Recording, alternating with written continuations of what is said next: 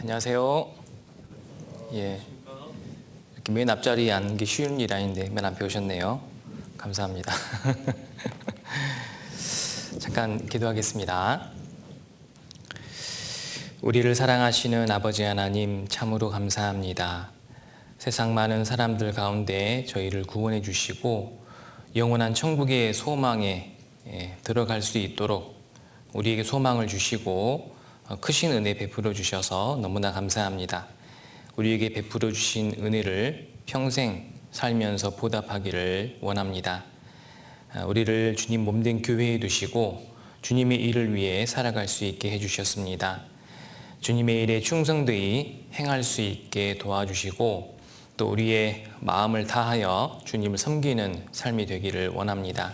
그래서 하나님을 기쁘시게 하고 또 하나님이 맡기신 일들에 대해 충성을 다하는 가운데 또 하나님께서 원하시는 구원과 또 축복의 역사가 나타나기를 원합니다.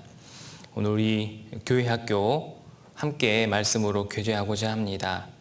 우리에게 항상 필요한 말씀을 주시는 하나님, 오늘도 우리에게 유익한 말씀을 주시고 또 교훈과 혹 책망과 바르게 함의 말씀을 허락하셔서 우리가 주님의 맡기신 일들을 지혜롭게 하게 해주시고 또한 교회 학교 학생들과 함께 이 믿음과 신앙이 함께 성장할 수 있도록 하나님께서 돌봐주시기를 원합니다.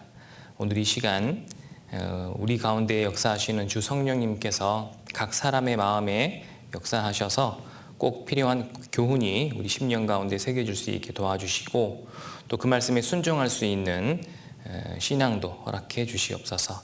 모든 시간 주께 의지하고 부탁드립니다. 우리를 사랑하시는 예수님 이름으로 기도드립니다. 아멘. 네. 저녁 식사 하셨습니까? 예. 이제 교사 교육이라고 해야 되나 특강이라고 하니까 굉장히 사실은 부담도 많이 됩니다. 그냥 교사 교육도 사실은 모르겠습니다. 전도인들이 대부분 그러실 것 같은데 교사 교육 이게 이제 제일 힘드신 것 같아요. 저도 물론 마찬가지인데 왜 힘들까 생각을 해보니까 사실은 뭐 교사가 봉사로 맡겨진 분들뿐만 아니라 담임 목사나 전도인도 사실은 교사의 역할을 하고 있는 거거든요. 근데 아마 여러분들도 그런 거 느끼시겠지만 교사로서 전도인으로서 과연 본이 되는 모습으로 잘하고 있느냐라는 걸 돌아봤을 때 부끄러운 부분이 많은데 그런데 또 교사에 대한 교육을 한다고 하니까 이게 뭐가 좀 마음에 부담감이 있는 게 사실인 것 같습니다. 그런데 우리가 아이들과 함께 교제를 할 때도 이제 우리가 먼저 교훈받은 어떤 내용들을 아이들에게 이제 전하고 때로는 가르치고 이렇게 하잖아요. 그럼 교사로서 교사 나 자신은 과연 그렇게 살고 있느냐, 그렇게 살고 있지도 못하면서 아이들한테 이렇게 가르치고 전하는 게 맞느냐 스스로 질문을 하게 되잖아요. 그게 부담이 될 수밖에 없다고 생각합니다. 그런데 만약에 이게 부담이 되니까 하나님이 너는 교사의 자격이 없다, 그만해라 이게 아니라 이렇게 생각하셨으면 좋을 것 같아요. 교사도 학생도 좀 완전한 상태는 아닌 겁니다. 학생도 교사를 통해 전해지는 하나님의 말씀과 은혜를 통해 점점 성장해 가는 것이고 교사도 학생과의 교제를 통해서 교사로서의 역할을 충성을 하면서 점점 성장을 해 나가는 것이죠. 그래서 교사와 학생이 함께 교회가 되는 것이고 함께 성장을 하게 된다라고 이해를 하셔야 그런 마음을 가지고 우리가 교사의 봉사를 해야 부담 없이 계속 아이들과 함께 교제를 할 수 있을 것 같습니다. 자, 그래서 오늘은 교사에 대한 말씀을 준비했는데요. 한번 좀 생각해 볼 수 있는 그런 내용으로 좀 준비를 했습니다. 먼저 성경 사도행전 9장을 찾겠습니다. 사도행전 9장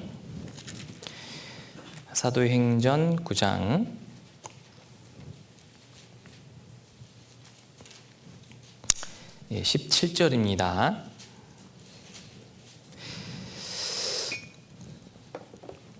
사도행전 9장 17절 찾으셨으면 같이 읽겠습니다.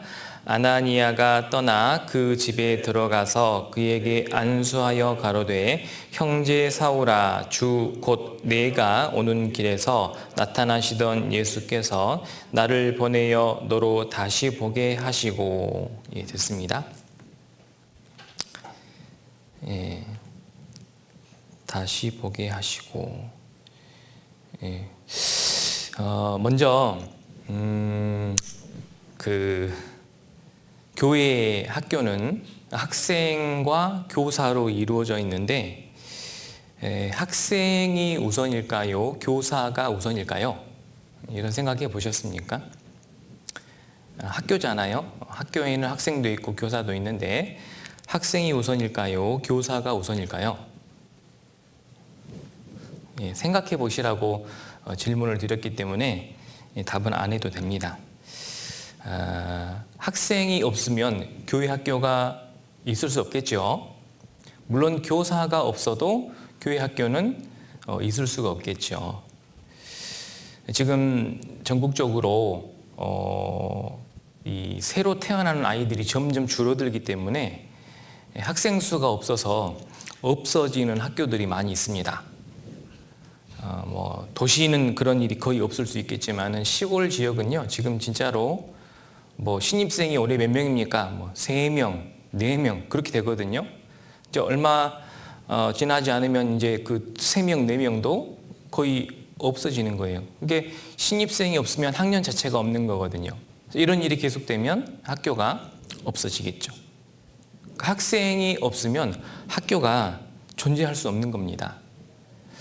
교회 학교도 마찬가지겠죠. 교회 학교도 학생이 없으면 교회 학교 운영을 할 수가 없어요. 그러니까 학교라는 것은 그 중심에 학생이 있다라는 겁니다. 학생이 있기 때문에 교사가 필요한 거죠. 교사가 있어서 학생이 있는 것이 아니다 그 말입니다. 우리 교회 학교도 학생을 위해서 교회 학교가 있는 것이지 학생이 없는데 교회 학교가 있을 수가 없잖아요. 물론 교사는 학생들이 선생님이라고 부르죠. 먼저 나신 분이다 그런 뜻이잖아요. 먼저 앞서 나셔서 먼저 구원받고 그렇기 때문에 나를 잘 따라갈 수 있도록 인도해 주신 분이 선생님입니다. 질서는 당연히 선생님이 앞장서 있는 게 맞습니다. 그런데 교회 학교의 중심에 학생이 있다라는 사실을 우리가 알고 교회 학교 봉사를 했으면 좋겠습니다. 하나님의 시각은 교회 학교에서는 학생에게 있다 그 말입니다. 그래서 이 학생이 온전한 사람이 되게 하기 위해서 하나님은 교사를 붙여주시는 거죠. 그게 맞는 겁니다. 아마 여러분들도 구원받고 신앙생활을 하시다가 교사 한번 해주시는 게 어떨까요? 이런 부탁을 받고, 쉽게 말해 부르심이죠. 부르심을 받고 교사 봉사를 시작하게 되셨고, 그리고 이제 학생들을 만나신 거잖아요. 그 학생들이 있었기 때문에 여러분들을 교사로 부르신 것이다.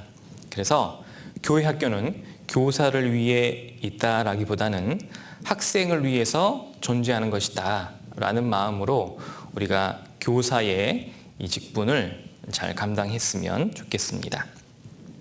자, 읽었던 말씀은 사도 바울이 사실은 다메섹에 가는 길에 예수님을 만나서 회심하는 그런 장면입니다.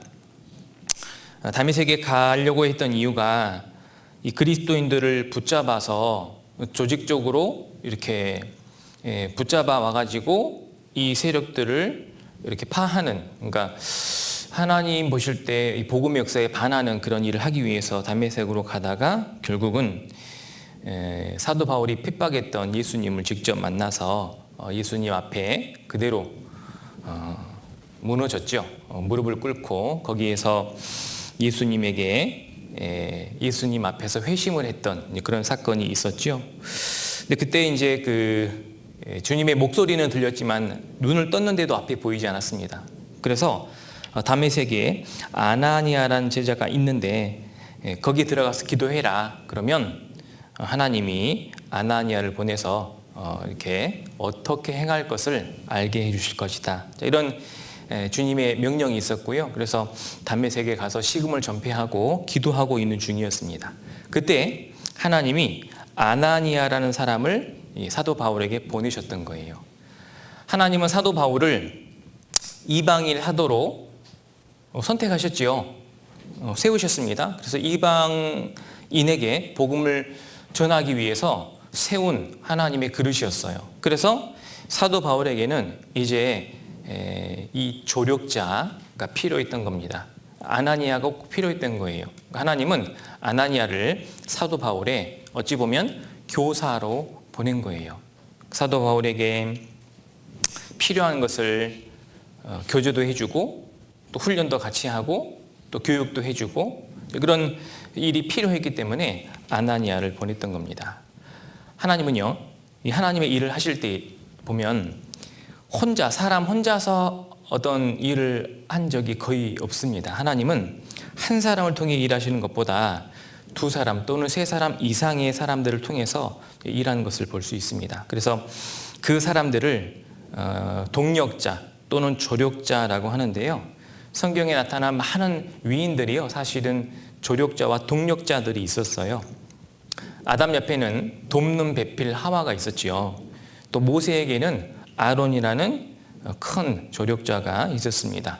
여호수아와 뜻을 같이 하는 갈렙이라는 사람이 있었고 다윗의 도움이 되었던 요나단이라는 사람도 있었죠. 그러니까 하나님의 일을 하는 사람 옆에는요, 틀림없이 동력자와 조력자들이 있고요.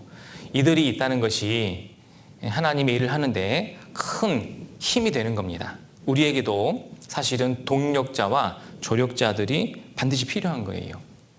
그래서 이제 청년들 가운데 어느 정도 이제 나이가 되시면은요, 혼자 신앙생활 하면서 혼자 전도하고 혼자 교회에서 봉사하는 것보다 가정을 이루어서 두 사람이 함께 교회와 복음을 위해 힘쓰고 애쓰는 것이 훨씬 더 하나님의 뜻을 온전히 이루는 것이기 때문에 때가 되면 이제 결혼을 하게 하시는 거예요. 결혼할 때 목사님들이 주례를 하실 때 가장 잘 인용하는 성경 구절이 있다면 두 사람이 한 사람보다 나음은 저희가 수고함으로 좋은 상을 얻을 것입니다. 이런 말씀 많이 인용하시잖아요. 그러니까 두 사람이 한 사람보다는 틀림없이 더 나은 겁니다. 그래서 그 두 사람이 수고할 때 훨씬 더 좋은 상을 얻게 된다라는 말은 그만큼 더 많은 하나님의 역사가 나타날 수 있다라는 뜻이죠.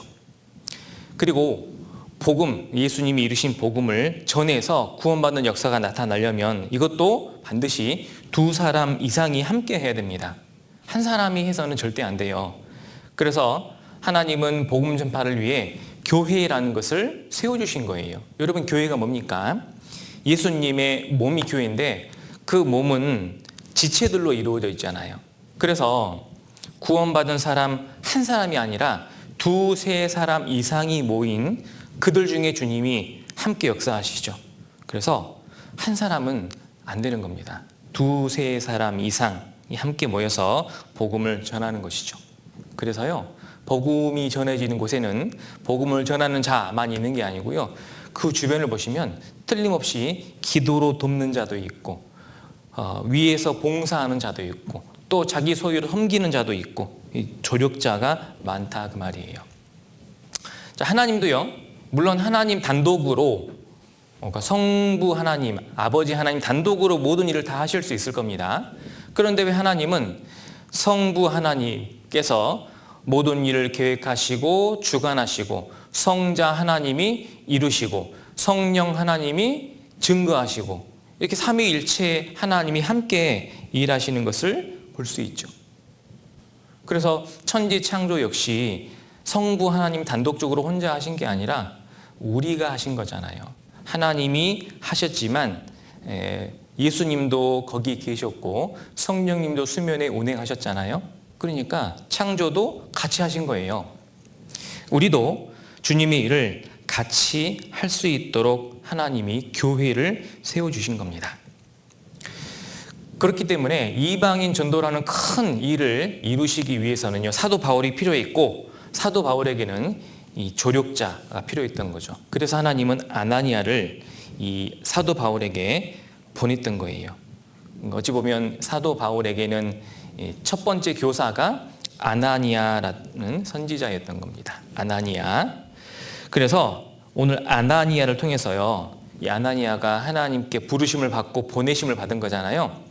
우리 교사도 마찬가지입니다. 하나님이 교사로 부르셨고 먼저 구원받게 해서 교회로 부르시고 그 다음 교사로 부르신 다음에 보내신 거예요. 지금 여러분들의 분반 아이들, 학생들에게 보내신 거예요. 왜? 그들에게 교사가 필요했기 때문에.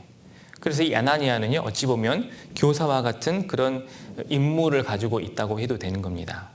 그래서 아나니아라는 인물에 대해서 연구를 해보고 나도 아나니아처럼 사도 바울에게 마치 교사와 같은 일을 해 줌으로써 이방인들에게 복음을 전하는 일에 큰 기여를 한 거죠.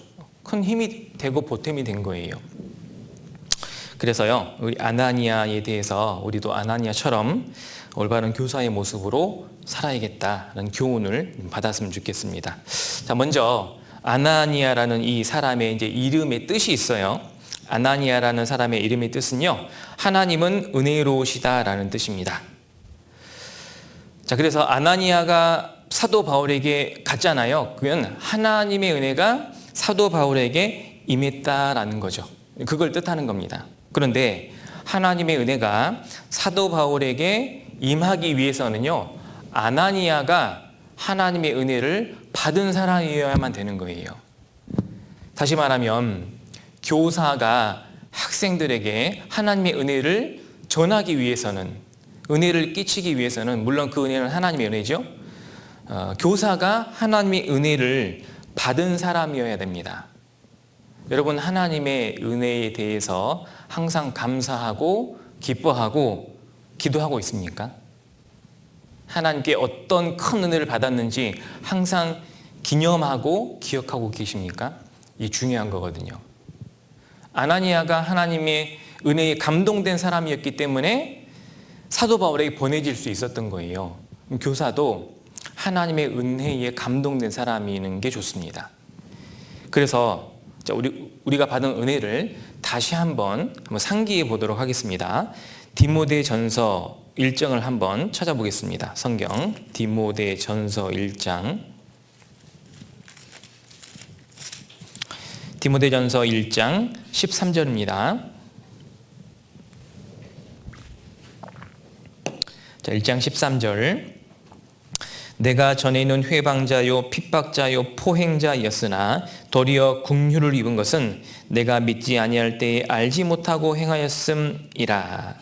내가 전에는 회방자요 핍박자요 포행자였으나 도리어 긍휼을 입었다. 하나님께서 나를 회방자요 핍박자요 포행자였음에도 불구하고 도리어 긍휼을 입게 했다. 이것이 은혜다, 그 말입니다. 그래서 12절에 나를 능하게 하신 그리스도 예수 우리 주께 내가 감사함은 나를 충성되게 여겨 내게 직분을 맡기심이니. 전에는 회방자요 핍박자요 포행자였으나 나 같은 사람을 구원해 주셨을 뿐만 아니라 나에게 직분을 맡겨주신 것이 전적으로 하나님의 은혜다, 그 말입니다. 그래서 찬송가 405장에 보면은 나 같은 죄인 살리신이라는 찬송이 있죠. 그 찬송을 나에게 적용시켰으면 좋겠습니다. 나는 전에, 구원받기 전에 어떤 사람이었는가를 생각해 보고 그런 사람을 구원해 주셨을 뿐만 아니라 교사라는 직분을 맡겨주신 것이 하나님의 크신 은혜라는 것을요, 항상 되새기면서 살아야 됩니다. 나를 구원해 주신 은혜가 얼마나 크신 것인지, 자격 없고 하나님 앞에 죄인이었던 나를 하나님은 마치 예수님 피를 다 덮어주셔서 죄 안 지은 사람처럼, 그리고 하나님 율법을 다 지키고 있는 사람처럼 봐주시니까 그 얼마나 큰 은혜가 되겠습니까? 그리고 내가 지금 여기까지 온 것도 결국 100% 하나님의 은혜로 왔다라는 사실을 여러분 인정하셔야 돼요. 나의 나 된 것이 내가 잘나서 된 것이 아니고요. 내가 열심히 해서 된 것이 아니고 사실은 하나님의 은혜로 내가 여기까지 온 것입니다. 그래서 고린도전서 15장 10절에 나의 나 된 것은 하나님의 은혜로 된 것이니 라고 사도 바울이 고백하고 있잖아요. 내가 여기까지 있을 수 있었던 것도 하나님의 은혜 때문이다 그 말입니다. 그래서요, 교사는 반드시 첫 번째 구원의 확신이 있어야 됩니다. 그리고 그 확신에 대해서 하나님의 은혜가 얼마나 큰지 항상 그 은혜에 감사하는 마음으로 살아야 됩니다. 그리고 내가 여기까지 잘 지낼 수 있었던 것도 하나님의 은혜다라는 것을 알고, 그러니까 앞으로도 계속 그 은혜 안에 있어야 되는 거예요. 그래야 학생들에게 하나님의 은혜를 전달할 수 있는 겁니다. 그래서 이제 당연하지만요, 교사가 구원의 확신이 없으면 안 되는 거예요. 만약 내가 구원의 확신이 불확실하다 그러면 구원의 확신부터 얻으셔야 됩니다. 교사를 그만두라는 게 아니라 구원의 확신을 다시 확실히 얻어야 돼요. 그래서 하나님의 크신 은혜를 마음에 감사하면서 살아야 됩니다. 그리고 그 은혜, 구원의 은혜를 마음에 감사하며 사는 사람이요, 이제 계속해서 은혜 가운데 살 수 있어요. 자, 은혜 가운데 산다, 은혜 속에서 산다. 어떻게 하면 은혜 가운데, 은혜 속에서 계속 살 수 있냐면, 여러분, 교회 안에 거하면 됩니다. 교회 안에 하나님의 은혜가 있거든요. 그래서 교사는요, 절대 교회와 멀어지면 안 됩니다. 교제나 말씀이나 이런 잘 안 나오는데 교사 봉사는 열심히 하려고 한다. 그건 뭔가 문제가 있는 거예요. 교사는 교회 안에서 교사만 하는 게 아니고요, 정상적인 신앙생활을 다 하는 가운데 교사도 하는 거예요. 아시겠습니까? 교사는 교사만 하는 게 아니라고요. 교회학교 교사는 정상적인 신앙생활을 하는 가운데 교사로 부르심을 받았으니까 교사의 직분도 내가 실행하는 거예요. 감당하는 겁니다. 이것은 하나님의 은혜로만 할 수 있는 일인 거예요. 만약에 이 교사를 하나님의 은혜로 하지 않고요, 자기 의로, 자기 열심으로 하잖아요. 그럼 언젠가 그 교사의 봉사를 하다가 넘어지게 됩니다. 물론 누구나 다 넘어질 수는 있죠. 문제는 넘어지면 다시 못 일어서요. 그러나 은혜 속에서 하고 있는 사람은요, 교사를 하다가도 힘들고 어려운 일을 겪게 됩니다. 그런데 넘어지더라도 일어서고 또 잘 넘어지지 않습니다. 교사는 그래요. 그래서 하나님의 은혜가 내 안에 확실해야 돼요. 그리고 교회 안에서요, 하나님의 은혜를 받을 수 있는 이 말씀과 교제에 늘 함께 해야 됩니다. 그래야만 내가 받은 은혜를요, 학생들에게 제대로 전할 수가 있어요. 교사는요, 하나님이 전해주신 교훈과 말씀을 아이들에게 정확히 전달하는 사람이거든요. 그 전달을 잘 해야 될 거 아닙니까? 근데 그 말씀과 교훈은 그 안에 틀림없이 하나님의 사랑과 은혜를 포함하고 있는 거예요. 그걸 잘 전해야만 그 말씀을 전해 받은 사람이 하나님의 은혜와 사랑을 깨닫게 되겠죠. 우리 말씀 시간에 말씀을 듣잖아요. 그럼 어떤 분들은 말씀 듣고 감동받는 분도 있고 은혜 받았다라는 분도 있습니다. 아, 이게 하나님의 은혜구나 깨닫는 분들도 있어요. 하나님이 나를 사랑하시는구나 깨닫는 사람도 있습니다. 또 어떤 사람들은 깨닫지 못하는 사람들도 있어요. 근데 만약에 이 말씀을 전하는 사람이 전혀 하나님 은혜 가운데 있지 않고 은혜도 모르고 사랑도 모르는 사람이 그냥 말씀만 전한다고 해서 깨달으시겠습니까? 그럴 수는 없죠. 아나니아가 먼저 하나님의 은혜에 감동된 사람이기 때문에 사도 바울에게 하나님의 은혜와 사랑을 전할 수가 있었던 거예요. 그래서 아나니에게 하나님이 명하신 것은 사도 바울에게 가서 행할 것을 사도 바울에게 일러줘라. 그걸 명받은 겁니다. 자, 다시 사도행전 9장 다시 넘어가 볼게요. 사도행전 9장 6절입니다.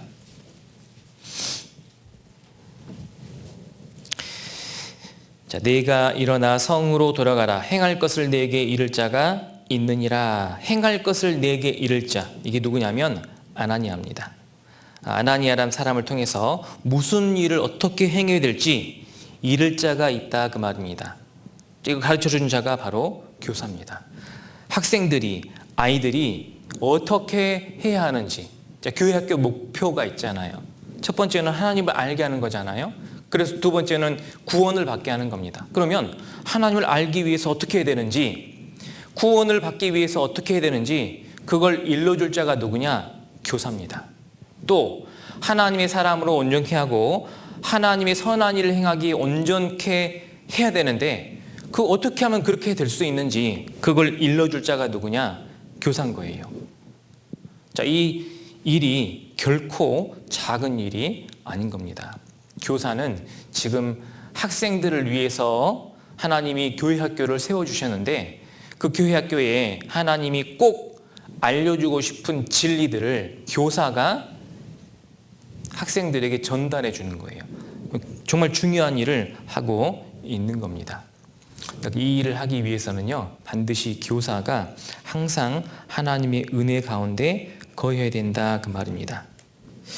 하나님은요, 우리에게 계속해서 은혜를 보여주십니다. 계속 부어주셔요.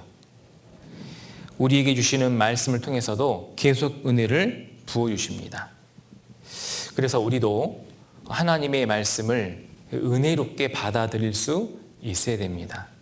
그 은혜에 감동된 사람이요, 여러분, 성령에 감동된 사람이 하나님의 말씀을 기록한 사람들이거든요. 그럼 우리 시대에 하나님의 성령에 감동된 사람이 우리 시대는 없을까요? 우리 시대 똑같이 있습니다. 성령의 충만함을 받은 사람, 성령에 감동된 사람이에요. 하나님의 은혜의 말씀에 감동된 사람, 똑같이 성령에 감동된 사람입니다. 자, 이 사람들을 통해서 하나님은 하나님의 일을 해 나가신다고요. 교사는요, 하나님의 은혜 안에 거하는 사람이어야 됩니다. 이게 정말 중요할 것 같아요. 이게 확실하지 않으면 은혜로 하는 게 아니라 이제 의무감으로 하게 됩니다. 교회 안에서 이루어지는 봉사, 교회학교, 특히 교회학교 교사 봉사 하다가 트러블이 생기는 경우가 있어요. 대부분 은혜로 하지 않아서 그런 겁니다. 교회학교 봉사를 모르겠습니다. 저 때는 3D 봉사라고 했어요. 3D가 뭔지 아세요?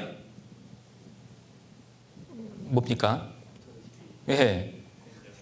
예. difficult. 예. 그러니까 3D, 가장 어렵고 가장 더럽고 가장 뭐라 또 하는? 예? 위험한. 그러니까 교회학교 교사는요, 그만큼 힘든 봉사입니다, 사실은.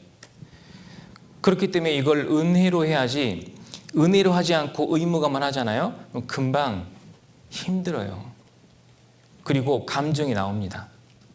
그리고 한번 어떤 감정에 마음이나 상처에 받으면은요, 그럼 이제 그 다음부터 봉사하는 거 힘들어져요. 은혜로 해야 됩니다. 교사들뿐만 아니라 학생들도 많이 만나게 될 텐데, 이제 우리 시대에는 정말 물론 교회 학교 안에 있는 학생들은 좀 덜하지만 학생들도 점점 이해할 수 없는 학생들이 많이 생기고 있고 이해할 수 없는 일들도 많이 생기거든요.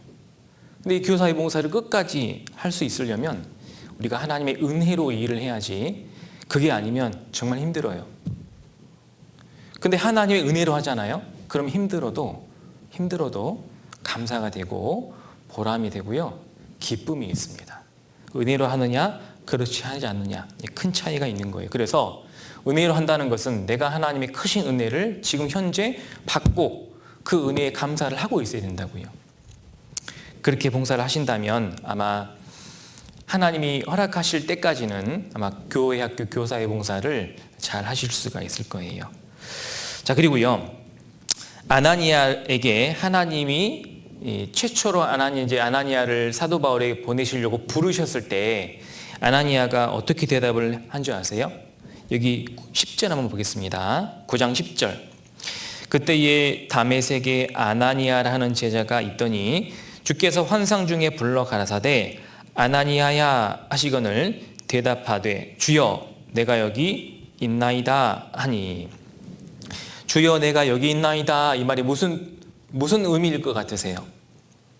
하나님이 너 어디 있느냐 물어봤습니까? 그렇죠? 그렇게 물어보지 않았죠? 너 어디 있느냐? 아, 저 여기 있습니다. 그걸 물어본 게 아니잖아요. 아나니아야 라고 부르신 것은 너에게 맡길 일이 있다, 그 말입니다. 네가 할 일이 있어서 부르신 거예요.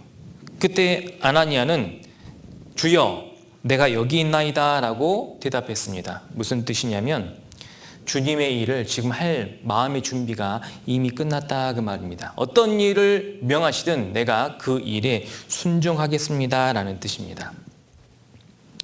자, 내가 여기 있나이다. 이제 이 말이 성경에 가장 처음 나온 때가 어디냐면요, 창세기 22장입니다. 창세기 22장 잘 아시죠? 하나님이 아브라함을 부르셨습니다. 아브라함아 부르시니까요, 아브라함이 내가 여기 있나이다 라고 대답했죠? 똑같습니다.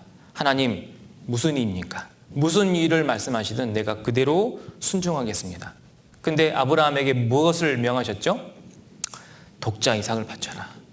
그렇게 힘들게 얻은 독자 이삭을 내게 바쳐라, 그 말입니다. 죽이라는 거예요. 그 이해할 수 없는 명령이죠. 아니, 어렵게 주신 것도 하나님인데 어떻게 이 독자 이삭, 사랑스러운 이삭을 하나님께 번제로 드리란 말입니까? 이해할 수 없는 명령이에요. 근데 아브라함 어떻게 했습니까? 그냥 전적으로 순종했죠. 이게 시험입니다. 믿음의 시험. 마찬가지입니다. 아나니아를 부르실 때 아나니아야 부르니까 아나니아도 주여 내가 여기 있나이다. 아나니아 역시 무슨 일이든 전적으로 순종하겠습니다 라는 뜻으로 대답을 한 거예요. 우리 교사들도 그랬으면 좋겠습니다. 부장 선생님이 부를 수도 있고 교무 선생님이 부를 수도 있고 또 교회에서 담임 목사님이 부를 수도 있습니다. 왜 부르시냐면 뭔가 할 일이 있는 거예요. 맡겨주실 일이 있는 겁니다. 그러면 교사들은 부르심을 받았을 때 무슨 일을 맡겨주시든지 내가 순종하겠습니다 라는 마음으로 준비됐으면 좋겠습니다. 마음이. 어떻게 그렇게 준비되셨는가요? 무슨 일을 시키시든 제가 그 말씀에 순종하겠습니다. 아나니아에게요, 이제 하나님이 실질적으로 무엇을 해야 되는지 알려줬습니다. 여기 보세요. 13절 보세요. 13절에 아나니아가 대답하되 주여 이 사람에 대하여 내가 여러 사람에게 듣사온즉 그가 예루살렘에서 주의 성도에게 적지 않은 해를 끼쳤다 하더니 여기서도 주의 이름을 부르는 모든 자를 결박할 권세를 대사장들에게 받았나이다 하거늘. 하나님은 아나니아에게 다소 사람 사울이라 하는 자를 찾으러 가라. 저가 기도하는 중인데 그들에게 그를 찾아가서 안수해서 다시 보게 하고 이 사람에게 하나님의 일을 하게 해라 라는 명령을 받았어요. 그런데 아나니아는 사울을 알고 있었죠. 이 사람은 예루살렘에서 주의 성도들에게 해를 많이 끼친 사람이고 주의 이름을 부르는 모든 자를 결박할 권세를 받아가지고 지금 여기에 지금 왔는데 하나님이 이 사람을 찾아가라는 게 말이 됩니까? 그러니까 이해할 수 없었던 명령이었죠. 그런데 아나니아는 갔습니까? 안 갔습니까? 결국 갔어요. 여기요. 하나님이 뭐라고 하셨냐면 15절에 주께서 가라사대 가라. 이 사람은 내 이름을 이방인과 임금들과 이스라엘 자손들 앞에 전하기 위하여 택한 나의 그릇이라. 자, 이 사람은 이방인과 임금들과 이스라엘 자손들 앞에서 내 이름을 전하기 위해서 택한 나의 그릇이다. 하나님이 선택했다 그 말이에요. 하나님이 쓰시겠다 그 말입니다. 그러니까 가라고 했죠. 아나니아는 갔습니다. 순종했죠. 그러니까 아나니아는 주님의 명령이라면 순종하고자 하는 마음이 있었어요. 물론 이해되지 못한 명령이었죠. 이해할 수 없는, 상식적으로 이해하기 힘든 그런 명령이었습니다.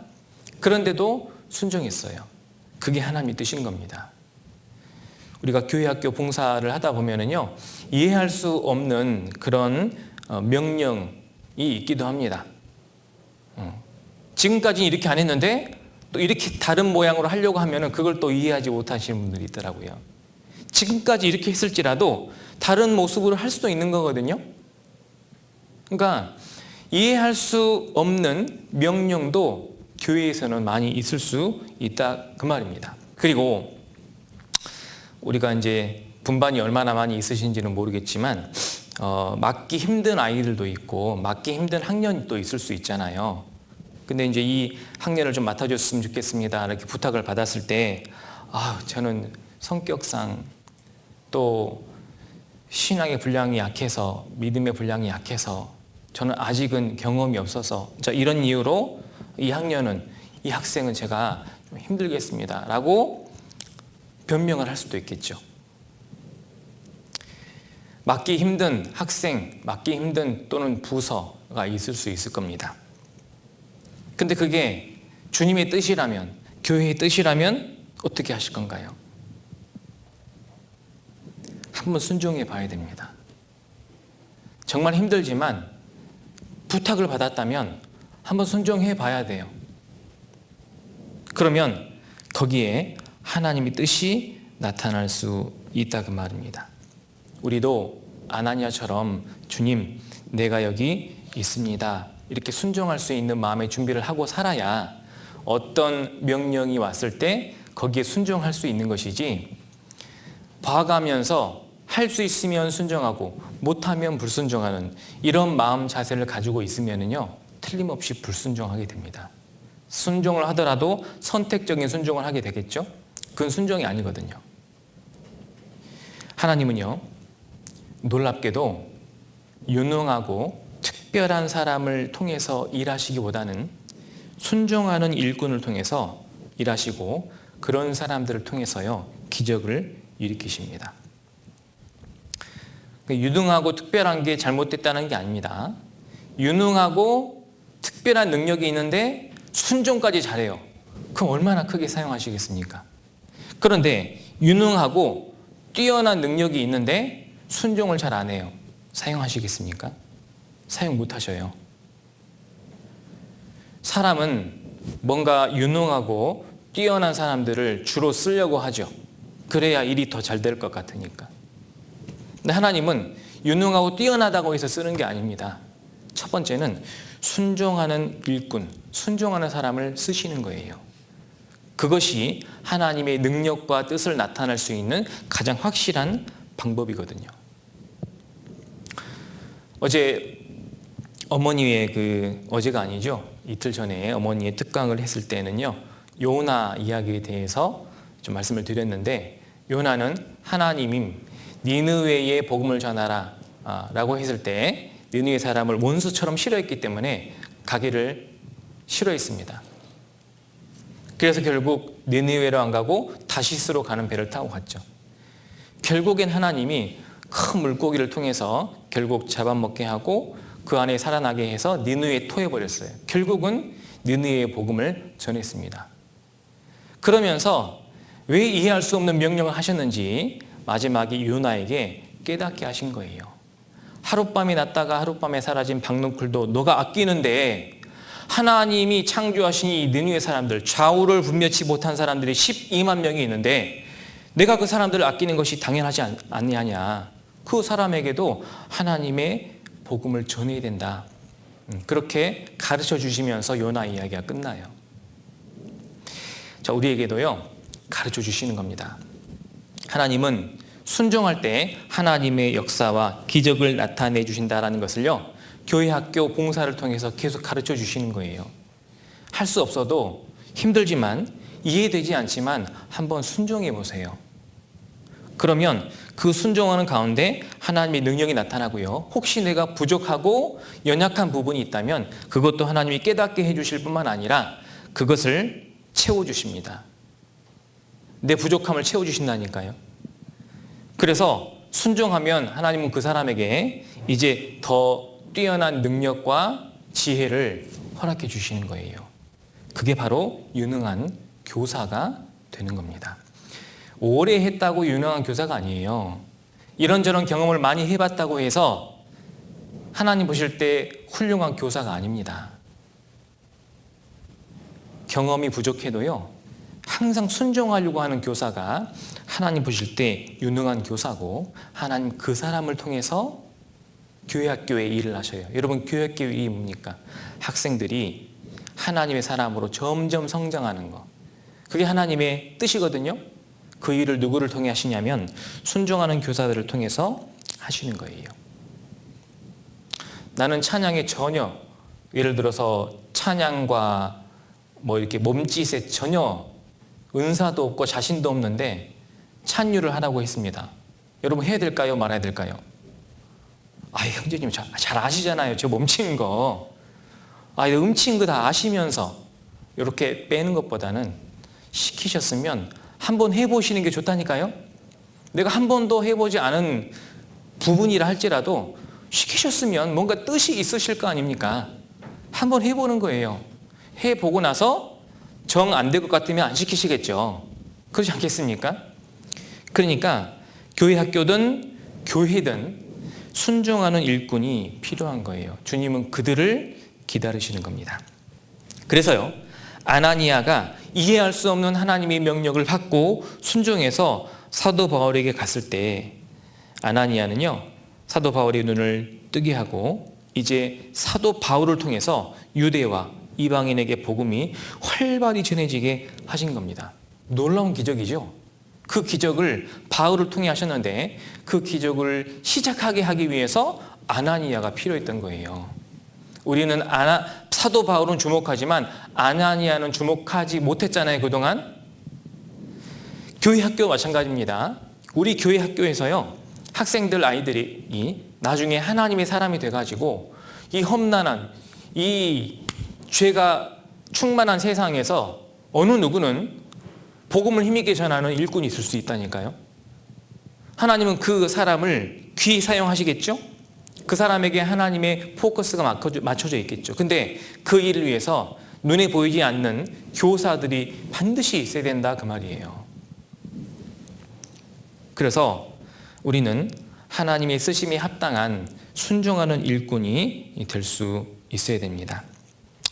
그래서 지금 현재 내가 맡고 있는 학생들, 부족해 보일 수도 있고 연약해 보일 수도 있고요, 좀 작게 보일 수도 있습니다. 근데요, 그 학생들이 진짜 제대로 하나님의 은혜 가운데 성장하고 믿음의 사람이 된다면 후에는 그 학생들이요, 진짜 크게, 나보다 더 크게 쓰임 받을 수도 있는 거예요. 그래서요, 교사는 순종으로 학생들을 돌보고 함께하고 함께 교제해야 됩니다. 그것이 하나님의 뜻인 거예요. 가만히 보면 하나님은 순종으로 많은 일들을 했어요. 출애굽도 처음에 모세는 핑계를 대가면서 저는 못합니다 라고 그렇게 핑계를 댔잖아요. 근데 결국 순종했을 때 출애굽이 가장 큰, 구약시대 가장 큰 기적의 역사예요. 그 출애굽이 모세의 순종을 통해서 이루어졌잖아요. 요단강을 건너가라고 했을 때 그 강에 발을 담궜을 때 강이 끊어지고 건너갈 수 있었던 거잖아요. 순종한 겁니다. 여리고성을 계속 한 바퀴씩 돌고 마지막에 7바퀴를 돌라고 했을 때 아무 소리 내지 않고 끝까지 돌았을 때 그 성이 무너진 거잖아요. 항아리에 물을 아구까지 채워와라 가져왔을 때 포도주가 필요하다 하니까 왜 물을 채우러 오라고 합니까? 그냥 순종했을 때 이 물이 포도주로 변했잖아요. 하나님은요, 순종으로 기적을 나타내시는 겁니다. 교사가 순종할 때 교회 학교는요, 큰 기적의 역사가 나타날 수가 있다는 거죠. 그리고요, 이 아나니아는 어떤 사람이었냐면 사도행전 22장 잠깐 보겠습니다. 사도행전 22장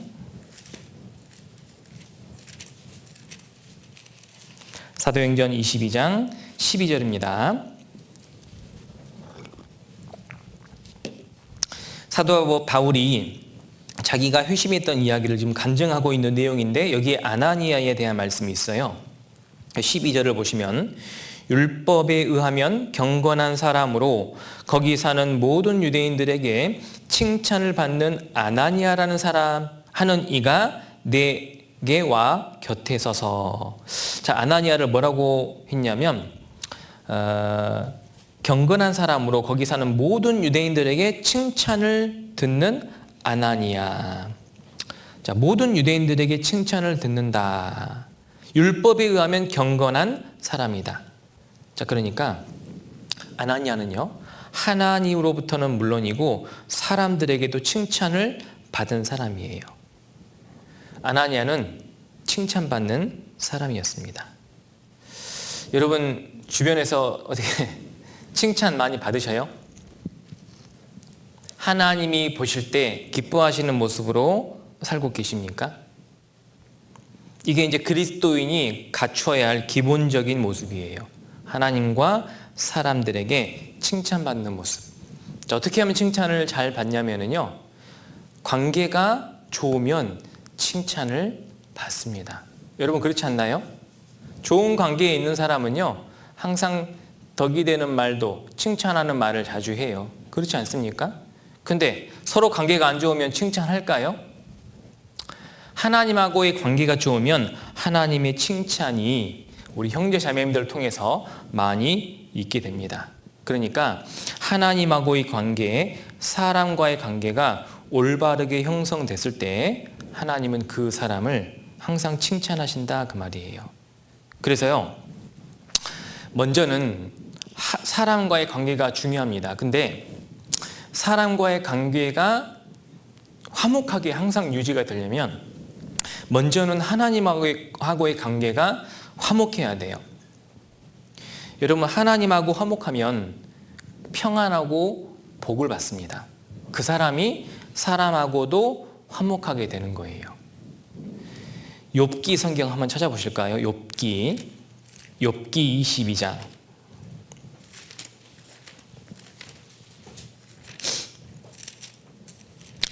욥기 22장 21절입니다.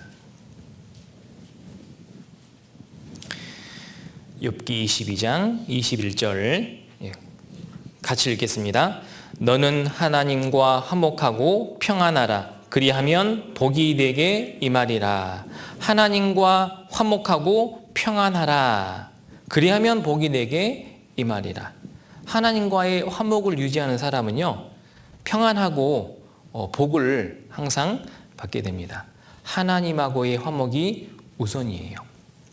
그럼 어떻게 하면 하나님하고 화목을 유지할 수 있느냐? 자, 하나님 말씀을 잘 들으면 됩니다. 여러분 부모님하고 화목하신가요? 어머니, 아버지랑 화목하십니까? 화목하려면은요, 대화를 많이 하는 것밖에 없더라고요. 대화를 많이 하고 어머니, 아버지의 말을 잘 듣는 사람은요, 아마 부모님과 화목할 겁니다. 하나님과 화목할 수 있는 방법은요, 하나님 말씀을 잘 듣고 새기고 그 말씀에 순종하는 사람, 그 사람은 하나님과 늘 화목할 겁니다. 이것이 올바른 신앙생활이고 정상적인 신앙생활이고 그리스도인다운 신앙생활인 거예요. 그러니까 교사는요, 정상적인 신앙생활을 하고 있어야 돼요. 항상 말씀과 교제에 참석해야 됩니다. 하나님이 우리에게 계속 하길 원하시는 게 말씀 생활, 교제 생활이거든요. 그것만 잘해도요, 하나님과 늘 화목하게 살 수 있습니다. 교사는요, 말씀 시간, 교제 시간을 소중히 여기고 잘 참석하셔야 돼요. 근데 교사 모임은 잘 참석하는데 다른 모임이나 다른 말씀 시간을 잘 참석하지 않는다면 그것은 하나님하고의 관계는 좋지 않은데 학생들하고의 관계만 좋게 하려는 그런 모습이 될 수 있는 거예요. 그런데 하나님하고 화목하지 않은데 사람과의 관계가 화목하게 될 수 있을까요? 그럴 수는 없습니다.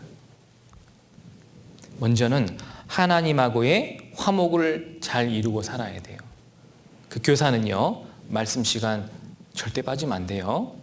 교제 시간 절대 빠지면 안 됩니다. 길을 쓰고 참석하셔야 돼요. 그렇게 하면 하나님하고의 화목이 잘 유지가 될 겁니다.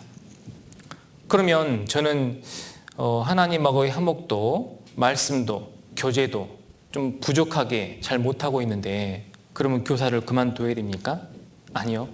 그만두실 필요 없어요. 하나님은 교사를 부르실 때 완벽하게 만들어져 있으니까 부르신 게 아니고요. 교사를 하면서 만들어져야 할 신앙도 있기 때문에 부르신 거예요. 내가 교사를 하면서 말씀 생활, 교제 생활에 부족한 게 있어요. 근데 그걸 몰랐다가 알게 됐어요. 말씀 생활, 교제 생활을 온전히 해야 된다. 그게 교사의 자격이다. 그것이 하나님과의 화목하는 것이고 하나님을 기쁘시게 하는 것이다. 그렇다면 지금부터 그걸 만들어 가시면 됩니다. 교사를 하면서 온전한 신앙생활을 할 수 있도록 나를 계속 만들어 가시면 돼요. 그게 하나님의 뜻인 거예요. 나는 자격이 안 된다고 교사를 그만두는 게 하나님의 뜻이 아니라고요. 교사를 계속 해 나가면서 내 신앙과 믿음을 성장시키는 게 하나님의 뜻인 겁니다. 그래서 합당치 못한 부분이 있다면 자복하고 돌이키고 뉘우치면 된다 그 말이에요. 그 사람이 교회 학교를 위해서 수고하고 헌신할 수 있는 겁니다. 자, 그 다음에 사랑과의 관계가 이루어져야 돼요. 하나님하고의 관계는 좋지 않은데 사람하고 관계만 좋게 하려는 분들이 있어요. 그러면 사람과의 관계 좋게 될 수 있겠죠? 그런데요, 하나님하고의 관계는 안 좋은데 사람하고만 좋은 관계를 맺고 사는 사람들이 만약에 그 관계에 문제가 생기면 어떻게 될까요? 그럼 그 사람하고의 관계가 깨지겠죠? 그런데 이 깨진 관계는 쉽게 회복되지 않습니다. 그런데 만약에 하나님하고의 화평을 이루고 있는 사람이 그 안에서 사람하고 관계를 좋게 유지하다가 사람은 완벽하지 못하기 때문에 서로 간에 문제가 생길 수 있어요. 그래서 사람하고 관계에 문제가 생겼습니다. 관계가 깨졌어요. 안 좋은 사이가 되어버렸습니다. 근데 이 사람 두 사람이 하나님의 화평 가운데 있었다면 하나님은 그 사람들의 관계를 다시 회복시켜 줍니다. 무슨 말인지 아시겠어요? 교회 안에서도 싸울 수 있어요. 싸우면 안 되지만 잘 지내다가 갑자기 마음의 상처를 받고 어느 날부터 갑자기 서로 인사도 안 하고 쳐다보지도 않고 막 미운 마음이 올라오고 그렇게 될 수 있는 거예요.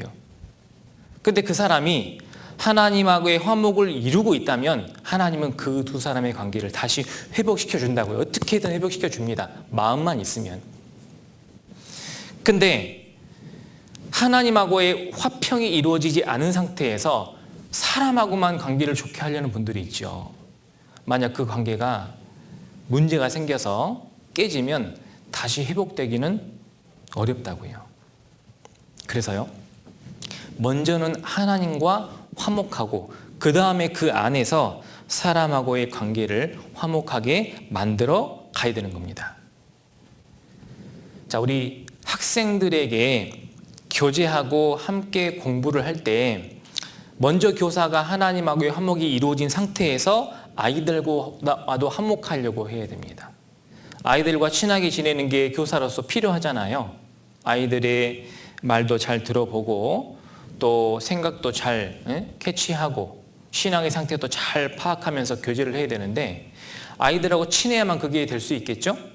근데 아이들하고 친해야 되는데 아이들하고 친한데 하나님하고 관계는 안 좋아요. 그러면 그 관계가 언젠가 틀림없이 위기가 올 텐데 안 좋아지면 회복하기가 힘들다고요. 아이들하고 관계를. 그런데 하나님하고의 화목을 항상 유지하는 가운데에서 아이들과 서로 친하게 잘 지냈을 때 문제가 생겨도요, 큰 문제가 되지 않고 그 관계가 계속 화목하게 유지가 될 수 있다 그 말입니다. 먼저는 하나님하고의 화평이에요. 그 다음에 사람하고 관계를 좋게 해야 되는데 그럼 하나님의 화목 안에서 어떻게 하면 사람하고 관계를 좋게 할 수 있느냐? 제가 그 방법을 말씀드릴게요. 이 중요한 거거든요. 사람하고의 관계를 어떻게 하면 잘할 수 있을까? 여러분, 우리 교제하다 보면 그런 사람이 있어요. 어떤 분하고 교제하면 참 마음이 편한 사람이 있어요. 그죠?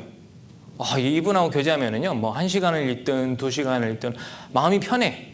계속 교제하고 싶고 그런 사람이 있는가 하는 반면에 어떤 사람하고 교제하면 불편한 사람이 있어요.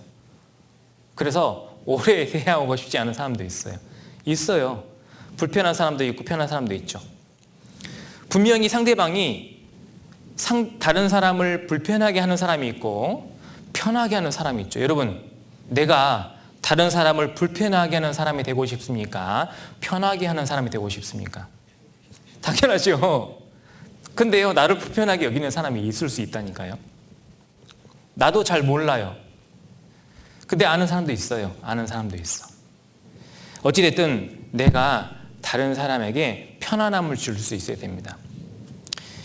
저도 이렇게 신앙생활을 오래 해오고 또 전도인으로서 많은 시간을 보내오고 있지만 일단 전도인은 상대방을 불편하게 하더라고요. 그렇지 않나요? 저는 그게 참 좀 그래요. 일단 전도인은 조금 불편하잖아요. 같이 있기가. 그래서 최대한 편안함을 줄 수 있도록 사실 노력을 많이 합니다. 제가 평상시에는 이렇게 그 얼굴 형상이 이제 웃으려고 많이 노력을 하는데 아무 생각 없이 가만히 있으면 인상을 쓰고 있더라고요. 근데 그 모습이 보는 사람들로 하여금 뭐 안 좋은 일 있나? 좀 날카롭네. 이렇게 생각을 하시는 분도 계시더라고요. 그래서 큰 노력을 많이 하거든요. 날카롭게 보이지 않기 위해서. 우리도 좀 노력을 할 필요가 있을 것 같아요. 교사라면 학생들이나 학부모나 다른 형제 자매들에게 편안함을 줄 수 있는 사람이 됐으면 좋겠습니다. 그럼 어떻게 하면 되느냐? 방법이 다 있어요. 성경에 방법이 있습니다. 여기 로마서 한번 찾아보겠습니다. 로마서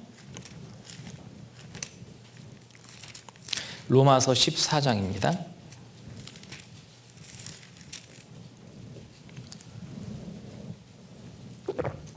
로마서 14장 18절입니다.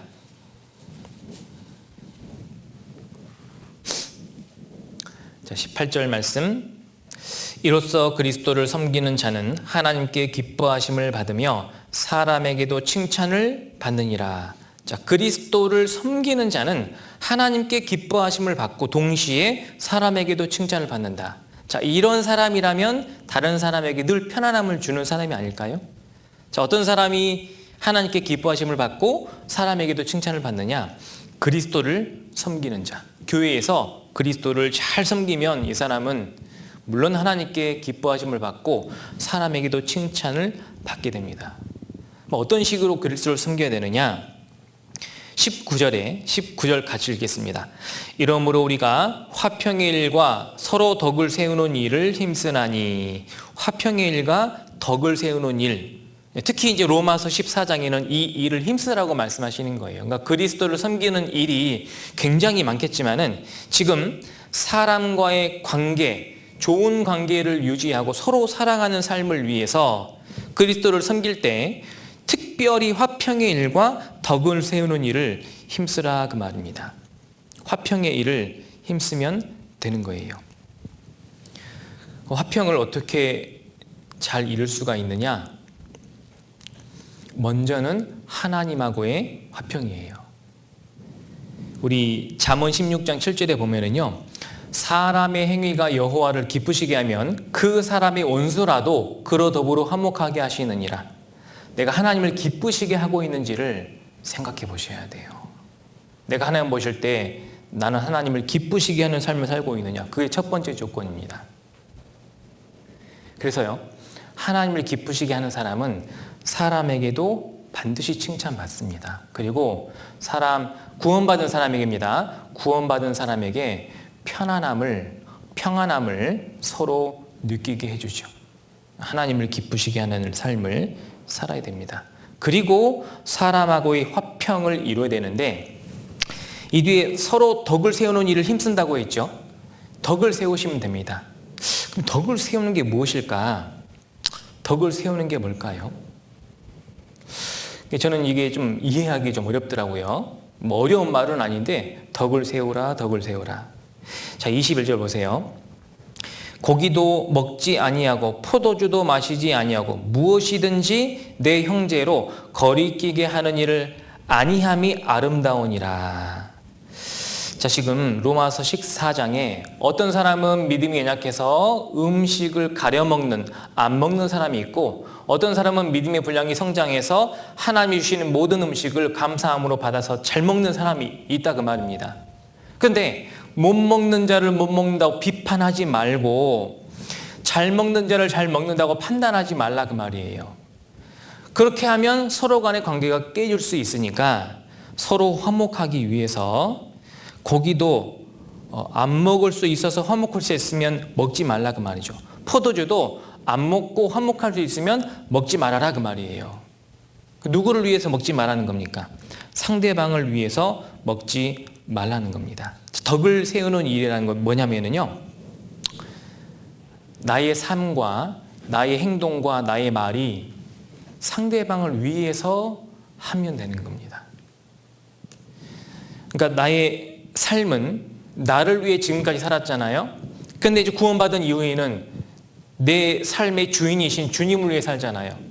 그 주님을 위해 살기 때문에 교회에서 누구를 위해 살아야 되냐면 다른 형제 자매를 위해서 살면 되는 거예요. 왜 고기를 안 먹겠습니까? 왜 포도주를 안 마시겠습니까?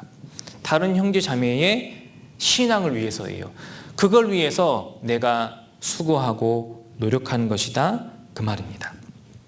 그래서요, 여기 넘겨서 고린도전서 한번 보시죠. 10장, 고린도전서 10장.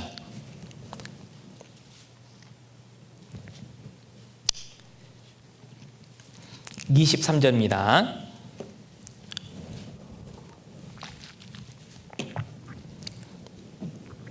자, 여기 보시면 모든 것이 가하나 모든 것이 유익한 것이 아니요 모든 것이 가하나 모든 것이 덕을 세우는 것이 아니니 누구든지 자기 유익을 구치 말고 남의 유익을 구하라. 자, 이것이 덕을 세우는 겁니다. 자기 유익을 먼저 구하지 말고 남의 유익을 구하는 것. 그것이 덕을 세우는 일이고요. 이렇게 덕을 세우며 살면은 다른 사람하고의 관계는 좋아질 수밖에 없습니다. 자, 남을 위해서, 자기 유익보다는 다른 사람의 유익을 위해서 하시면 됩니다. 그러니까 우리가 봉사하는 거 나를 위해서 먼저 하기보다는 다른 사람을 위해서, 교제 참석하는 것도 나를 위해서 참석하는 것보다는 먼저 다른 사람을 위해서 참석하는 것. 그러니까 내 삶의 모든 초점은 다른 사람의 유익이 되면 되는 거예요. 근데 이것은 구원받지 않은 사람은 사실 이렇게 하기가 어렵습니다. 왜냐하면 하나님의 크신 사랑을 깨닫지 못한 사람은요, 서로 사랑 자체가 안 돼요. 사랑을 못 받았기 때문에 나눠줄 수 있는 사랑도 없는 겁니다. 구원받은 사람만 할 수 있는 거예요. 구원받은 사람은 지금까지는 자기 유익을 위해 살았지만 이제는 남의 유익을 먼저 구할 수 있는 삶을 살 수 있는 거고요. 그 사람이 서로 간에 편안함을 느끼게 하고 관계를 좋게, 화평의 관계를 이룰 수 있다 그 말입니다. 여러분, 교제하실 때 대화하시죠? 그러면 주로 말을 많이 하는 스타일이세요? 많이 들어주는 스타일이세요? 예? 교제하실 때 주로 말을 많이 하는 스타일입니까? 들어주는 스타일입니까? 자, 잘못되고 잘됐단 말이 아니고요, 상대방에 따라 달라져야 돼요. 상대방이 말수가 없고 주로 듣는 스타일이라면 말을 많이 해줘야 됩니다. 그게 이제 상대방을 위해서 맞춰주는 거고요. 상대방이 좀 말이 많아요. 그러면 더 말을 많이 막 해야 될까요? 상대방 말하고 있는데 중간에 끊어가지고 내가 할 말 이렇게 하다 보면 서로 관계가 안 좋아지는 거예요. 상대방이 말을 많이 하면 들어주면 되는 겁니다. 그리고 대화법에서 좋은 방법 중에 하나가 들어주기예요. 말수가 많이 없는 사람도요, 말을 하게 해야 됩니다. 말을 하게 해서 들어줘야 되는 거예요. 그게 상대방의 유익을 위한 거예요. 말수가 없는 사람이요, 할 말이 없어서 말수가 없는 게 아니에요. 저도 말수가 별로 없거든요. 그래서 저는 말 안 시키면 끝까지 저도 말 안 합니다. 말수가 없는데 할 말이 없어서 말수가 없는 게 아니에요.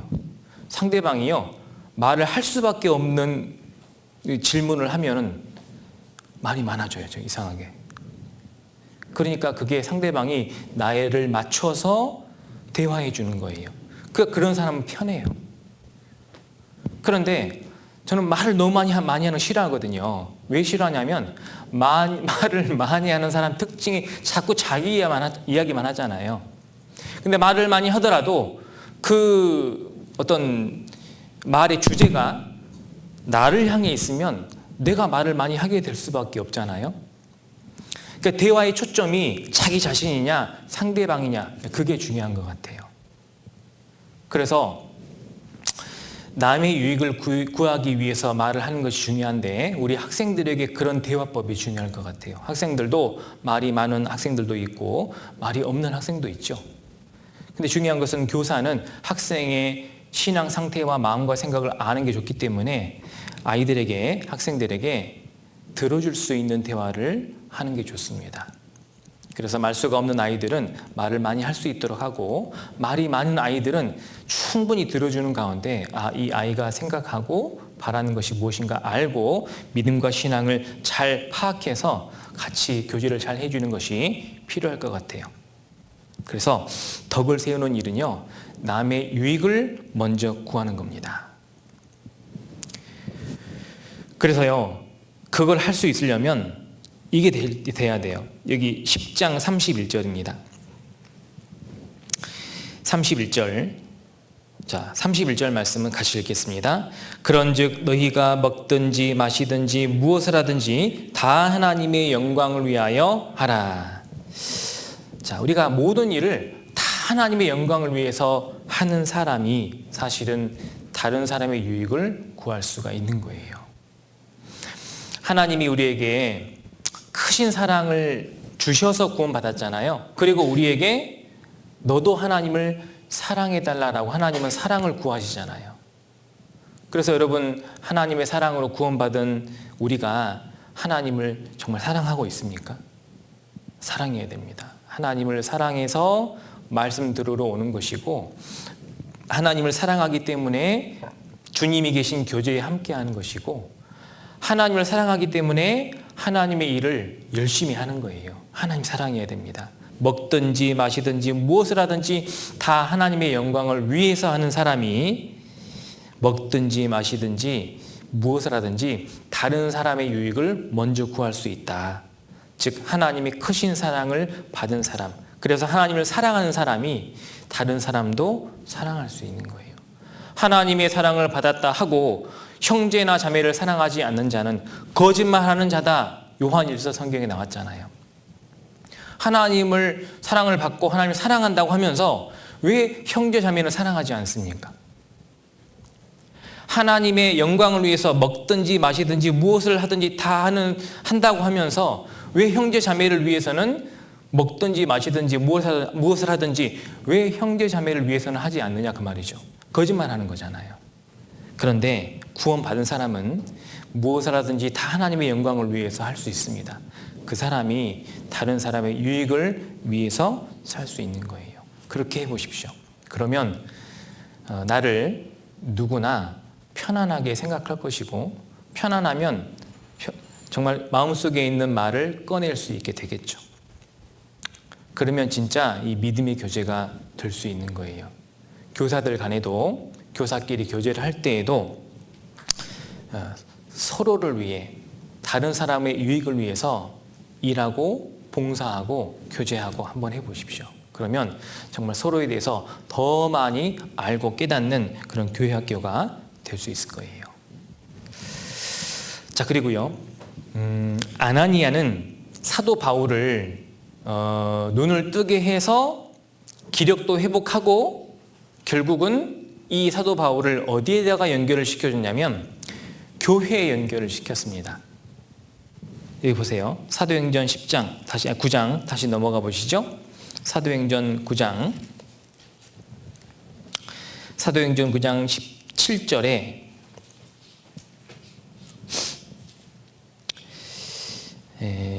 17절을 제가 읽겠습니다. 아나니아가 떠나 그 집에 들어가서 그에게 안수하여 가로되 형제 사울아 주 곧 내가 오는 길에서 나타나시던 예수께서 나를 보내어 너로 다시 보게 하시고 성령으로 충만하게 하신다 하니. 자, 형제 사울아. 자, 사울을 형제라고 부른 사람 최초의 누구가요? 아나니아입니다. 아나니아가 사울을 최초로 형제라고 인정해 준 거예요. 자, 그래서 사도 바울을 위해 여러 가지로 섬겼을 겁니다. 눈을 뜨게 해주셨을 뿐만 아니라 여러 가지 도움을 줬을 거예요. 내가 전도한 사람 있잖아요. 그 사람이 구원받으면 그 사람을 최초로 형제로 부르는 사람이 내가 불러주겠죠. 내가 전도했으니까. 내가 전도한 그 사람이 구원받으면 내가 처음으로 형제 또는 자매라고 불러주겠죠. 자, 그렇게 해서 구원받아가지고 이제 교회에 왔어요. 이 사람을 제일 잘 챙겨주는 사람이 누굽니까? 전도한 사람이잖아요. 그래서 하나부터 열까지 다 챙겨주는 거예요. 저도 저를 전도한 친구가 저 구원받고 교회 갔을 때 진짜 하나부터 열까지, 그러니까 교회 왔을 때부터 집에 갈 때까지 다 챙겨줬어요. 하나도 모르니까. 그렇게 도움을 받으니까요. 교회에 금방 익숙해지는 겁니다. 하나부터 열까지 다 도와주니까. 그리고 나서 그 친구가, 그러니까 전도했던 사람이 하나부터 열까지 잘 챙겨주다가 계속 자기가 챙겨주면 안 돼요. 반드시 교회에 연결이 될 수 있도록 해야 됩니다. 그래서 여기 보세요. 9장 19절입니다. 음식을 먹음에 강건하여지니라. 자, 강건하게 되면 사울이 다메섹에 있는 제자들과 함께 며칠 있을세. 자, 다메섹에 있는 아나니아를 비롯해서 제자들과 함께 며칠 있었죠. 그리고 어떤 일이 벌어졌냐면 20절 즉시로 각 회당에서 예수의 하나님의 아들이심을 전파하니 듣는 사람이 다 놀라 말하되 이 사람이 예루살렘에서 이 이름 부르는 사람을 찬해하던 자가 아니냐. 여기 온 것도 저희를 결박하여 대제사장들에게 끌어가고자 함이 아니냐 하더라. 사울은 힘을 더 얻어 예수를 그리스도라 증명하여 다메섹에 사는 유대인들을 굴복시키니라. 그러니까 며칠 전까지만 해도 이 그리스도인들을 핍박하고 죽이려고 고발하던 사람이 구원받고 나서 이제 어느 정도 시간이 지나고 나니까 그리 오래되지 않았는데도 불구하고 다메섹에 사는 유대인들을 굴복시키는 이 정도로 복음을 전하는 사람이 돼버렸잖아요. 그 어떻게 된 겁니까? 아나니아의 도움이 있었고 또 아나니아가 사도 바울을 혼자서 도와준 게 아니라 제자들과 함께 있게 했잖아요. 그럼 제자들과 함께 있던 곳이 거기가 어디입니까? 거기가 교회잖아요. 교회랑 연결이 되게 해야 됩니다. 그게 아나니아의 임무였던 거예요. 자기 혼자 도와주는 걸로 끝나면 안 됩니다. 반드시 교회로 연결을 해줘야 된다 그 말입니다. 그래서 교사는 학생들을 잘해주고 돌봐주고 잘 가르쳐주고 말씀을 잘 전하고 필요합니다. 그런데 이 학생들을 결국 어디로 연결시켜줘야 되냐면 교회 학교라는 교재에 연결을 시켜줘야 돼요. 그래서 교사가 예를 들어 없더라도 그날 못 나왔어요. 못 나오더라도 항상 교회와 연결되어 있다면 이 학생은 흔들리지 않고 끝까지 그 길을 주님이 정하신 길을 갈 수 있는 겁니다.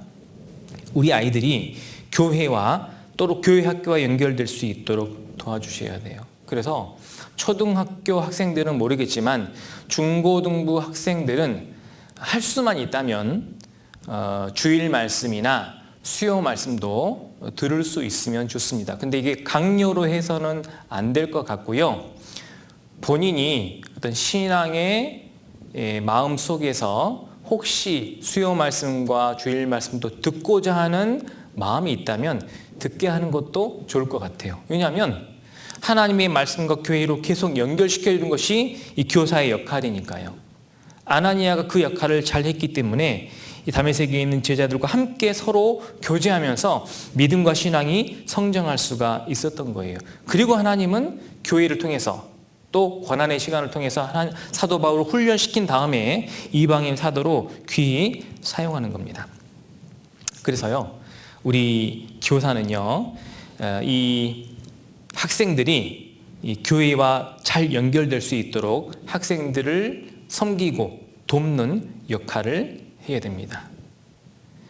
그것이 아나니아의 역할이었어요. 교회와 연결될 수 있는 통로. 그래서 교회 학교에서도 아이들이 주일날 이렇게 이제 주일날 하시죠? 주일날 분반과 공과 시간만 딱 하고 끝나면 뭔가 허전해요. 뭔가 있어야 돼요. 그렇지 않습니까? 혹시 유초등부 또 다른 거 뭐 있습니까? 주일날 분반 공과 하는 거 말고요. 뭔가 있으면 좋습니다. 중고등부는 뭐 있죠? 토요교재 있는가요? 아무튼 뭔가 교재와 또는 말씀과 이런 연합을 할 수 있는 그 뭔가가 있어야 돼요. 그게 교사의 역할입니다. 교회와 학생이 연결될 수 있도록 하는 거. 사도 바울도요, 복음을 전할 때 교회 애들이 사도 바울을 도왔잖아요. 그 교회의 도움이 없었다면 사도 바울은 아마 복음을 전하기가 힘들었을걸요? 어려웠을 겁니다. 교회의 기도와 도움이 있었어요. 우리 아이들이 정말 온전히 성장을 하려면 교사만 잘해서 되는 게 아니고요. 교사가 아이들이, 학생들이 교회 학교 연합된 교재와 또는 교회와 연결될 수 있도록 인도해 주셔야 돼요. 그래서요, 교회 학교 학생들도 기회만 된다면 교회 안에서 봉사도 같이 하는 것도 저는 나쁘지 않다고 생각합니다. 자연스럽게, 그러니까 초등학생 말고요, 뭐 고등학생 정도 되면은요, 교회 봉사에 함께 참여하면서 자연스럽게 교회를 알아가고 배우는 것이 필요합니다. 그럼 나중에 이 학생들이 이제 대학생이 되고 청년이 됐을 때 자연스럽게 교회와 섞이고 또 교회를 위해서 힘껏 살아가는 귀한 일꾼이 될 수 있는 거거든요. 그 역할을 해주셔야 됩니다. 사도 바울이 교회와 연결될 수 있도록 해준 것처럼 교사들도 학생들을 항상 내가 잘했으니까 잘 될 거야 이런 식으로 어떤 공로의식을 내세우지 말고 교회에 맡겨야 된다고요. 교회와 연결시켜줘야 됩니다. 아나니아가 사도 바울이 나중에 잘 될 때 사도 바울이 막 힘껏 복음을 전하고 정말 하나님의 귀한 그릇이 됐을 때 자기 공로의식을 내세웠을까요? 그렇게 하지 않았어요. 아나니아는 사도 바울이 시작할 수 있도록 도와준 사람이고 그를 교회와 연결시켜주고 하나님께 맡긴 거예요. 자기 공로의식이 들어갈 수가 없죠. 교사도 마찬가지입니다. 내가 맡은 분반 학생들이 나중에 교회 안에서 잘 되고 귀 쓰임받고 잘 성장하고 그러면 내가 우쭐댈 수도 있겠죠. 내가 내 분반이라고, 내 분반 학생이었다고. 그런데요, 그런 공로의식이 생기지 않으려면 학생들을 내가 통제하고 내가 가르치고 내가 관할하는 게 아니라 그 학생을 교회와 연결시켜 주시면 되는 거예요. 그럼 공로의식이 있을 리가 없겠죠. 그게 중요합니다. 교회 학교 연합과 교회와 연결시켜 주는 거예요.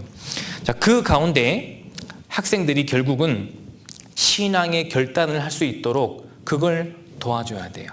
사도 바울도요, 회심하고 나서 구원받고 나서 어떤 결단이 있었기 때문에 내가 이제부터는 복음을 위해 목숨을 바쳐 온 인생을 하나님의 은혜의 복음 전하기 위해 살겠다. 결단을 했을 거 아닙니까? 그 결단을 도왔던 자가 아나니아예요. 여기 성경 사도행전 22장 보시죠. 사도행전 22장 16절입니다.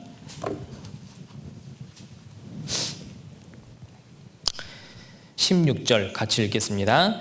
이제는 왜 주저하느뇨? 일어나 주의 이름을 불러 세례를 받고 너희의 죄를 씻으라 하더라. 자, 왜 주저하느뇨? 일어나 주의 이름을 불러 세례를 받고 너희의 죄를 씻으라. 그래서 결국 사도 바울의 마음에 확실한 회심과 회개와 또 하나님의 은혜에 대한 감사함이 나타난 거예요. 구원받고 이제 하나님의 은혜 가운데 이 은혜를 전하기 위해 살아야겠다 결단과 결심을 하게 된 겁니다. 자, 우리 학생들에게요, 신앙의 결단과 결심을 하게 하는 것이 이 교사의 중요한 역할 중에 하나인 것 같아요. 우리 학생들과 아이들은요, 모르겠습니다. 초등학생 때는 그나마 아이들이 어리고 또 부모님과 늘 함께 다니고 교사의 말도 잘 들어주고 교제도 잘 되겠지만은 중학생이 되고 고등학생이 되면은요, 어디로 튈지 모르잖아요. 솔직히 말해서. 너무 많은 이상한 생각도 하게 되고 세상에서 많은 더러운 것도 묻어 들어오고 또 앞으로의 인생의 계획을 막 세상적으로 세우려고 하고 그런 모습이 많이 있을 수 있거든요. 근데 교사가 그 신앙의 결단만큼은 잘할 수 있도록 계속 교제를 해줘야 됩니다. 그래서 아나니아가 바울이 어떻게 해야 될까 이렇게 고민하고 있을 때 주저하지 말고 일어나 주의 이름으로 세례를 받고 너의 죄를 씻으라 라고 신앙적인 결단을 할 수 있도록 조언을 해줬던 것처럼 우리도요, 아이들에게 신앙적인 올바른 계획을 세우고 결단을 할 수 있도록 계속 교제해 줘야 됩니다. 이걸 위해 기도해 줘야 돼요. 아이들이 세상적으로 어떤 미래를 계획하고 자기 장래를 진로를 결정하도록 하면 안 되고요, 신앙적으로 하나님 앞에 어떤 사람이 되어야 될 것인가를 결단할 수 있도록 우리가 계속 교제해 주는 것이 필요할 것 같아요.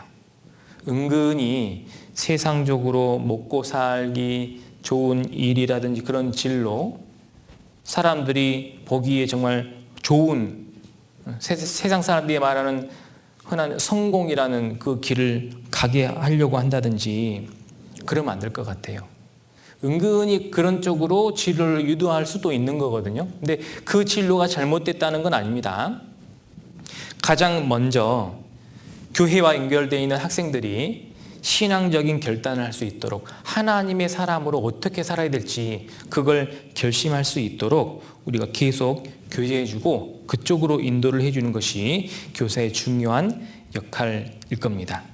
아이들이 교회를 위해 살 수 있도록, 그리고 자신들이 구원받은 그 복음을, 자신을 구원해 주시는 그 복음의 말씀을 다른 사람에게 전하기 위해 살 수 있는 삶으로 결단을 할 수 있도록 그런 교제와 기도가 또 노력이 많이 필요할 것 같아요. 이렇게 아나니아의 교사로서의 어떤 순종과 또 수고와 헌신, 도움이 있었기 때문에 사도 바울은요, 그 시작을 정말 힘있게 구원받고 이제 교제하고 또 훈련도 받고 격려도 받고 위로함을 얻는 가운데 이제 복음을 위해 목숨까지 바칠 수 있는 훌륭한 이방인의 사도가 될 수 있었던 겁니다. 자, 우리 아이들, 학생들 중에도 그런 사람이 나오지 말한 법은 없겠죠. 그래서 물론 교사들 중에도 그런 사람이 나올 수도 있고요. 아무튼 하나님의 뜻은요, 우리 교회학교 교사이시기 때문에 교회학교에 있는 하나님의 뜻은 틀림없이 학생들이다 그 말입니다. 학생들을 위해 교회학교가 존재하는 것이고 교사도 항상 학생을 우선으로 생각하는 교사가 됐으면 좋겠습니다. 좋은 학생, 하나님의 사람, 하나님의 일을 행하기 온전한 삶을 만들기 위해서 교사가 존재하는 거예요. 그 일을 위해서 교사로서 말씀을 연구하고 또 순종하고 경건하게 하나님과의 좋은 관계를 유지하면서 살아가는 우리 교사 형제자매들이 됐으면 좋겠습니다. 그래서 한 사람을 세울 수 있는 그런 교회학교 교사들이 있다면 그것이 하나님 앞에 큰 영광이 될 수 있을 겁니다. 그래서 사도 바울이 정말 이렇게 귀한 삶을 살다가 주님 앞에 가셨잖아요. 아나니아도 가 계시겠죠? 그럼 아나니아의 영광도 굉장히 클 겁니다. 그렇지 않을까요? 우리가 지금은 비록 수고한 만큼 어떤 결과나 이런 게 나타나지 않을지라도요, 우리가 하늘에 가보면 우리가 교회에 교사하면서 수고하고 노력했던 모든 수고가 영광으로 또 상급으로 변해 있을 겁니다. 그래서 결과가 빨리 나타나지 않는다고 실망하지 마시고 계속해서 지금까지 해왔던 교사 봉사의 일을 더 충성되이 계속해서 해나갔으면 좋겠고요. 무엇이 중요한지를 생각해보고 오늘은 아나니아에 대해서 좀 교훈을 받았는데요. 한번 아나니아에 대해서 본문 정해진 말씀 있잖아요. 한번 쭉 읽어보시는 가운데 나도 아나니아와 같은 사람이 되어서 사도 바울을 만들어내는 사도 바울 같은 사람을 양육할 수 있는 또 도움을 줄 수 있는 동역자, 조력자 이런 사람이 됐으면 좋겠습니다. 기도하고 마치겠습니다. 하나님 감사합니다. 오늘 우리 교회학교 교사 형제 자매님들과 함께 하나님의 말씀을 또 듣고 배웠습니다.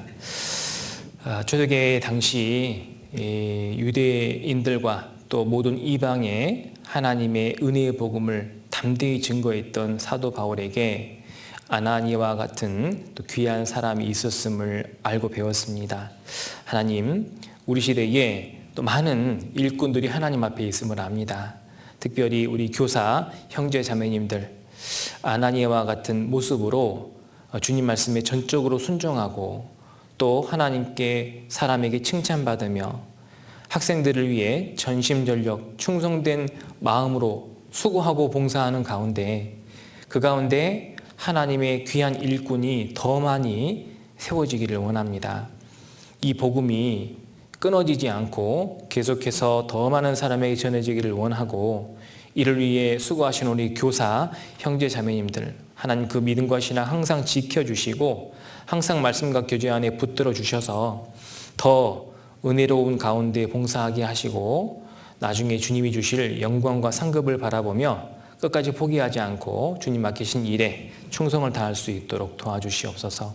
허락하신 말씀 마음에 새기고 더욱 순종할 수 있게 도와주시고 이후의 모든 봉사 가운데에도 하나님 함께 해주셔서 오직 하나님의 선한 뜻이 나타나기를 원합니다. 우리를 참으로 사랑하시는 예수님 이름으로 기도드립니다. 아멘. 네, 수고하셨습니다.